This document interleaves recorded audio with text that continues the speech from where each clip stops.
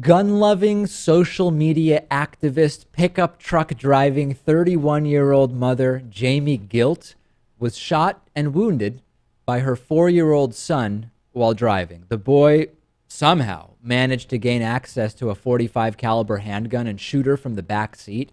The bullet passed through Gilt's torso, and she is expected to survive. She's from Jacksonville, Florida. She regularly posts online about her love of guns and her view on the Second Amendment and Second Amendment rights, as well as her support for none other than Republican presidential candidate Ted Cruz, as well as racist propaganda, which she seems to have since deleted from her Facebook page. She actually bragged the night before the shooting on Facebook that her, quote, 4-year-old gets jacked up to target shoot the .22, referring to a .22 caliber firearm, in response to her post suggesting that guns are a better response to a burglary than calling 911. She also apparently used to maintain a Facebook page called Jamie Gilt for Gun Sense, which was deluged with critical messages and now has been taken offline completely, Lewis. Yet another element of her social media presence that has evaporated into thin air, like the common sense she apparently doesn't really have around guns.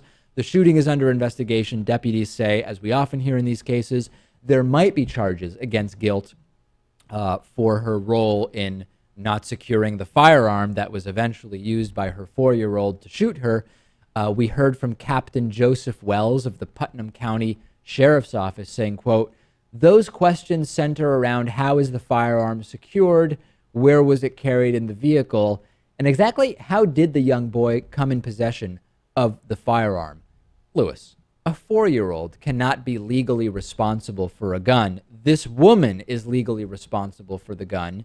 She needs to be charged. At the same time, this is Florida, so maybe they would see charging a 4-year-old as an adult as a sort of reasonable alternative here. It wouldn't surprise me in Florida. I think what we have here is a very precocious child who decided that he needed to take his mom out before she shot him accidentally. Yeah, this is negligence, of course. I hope that there are legal repercussions here.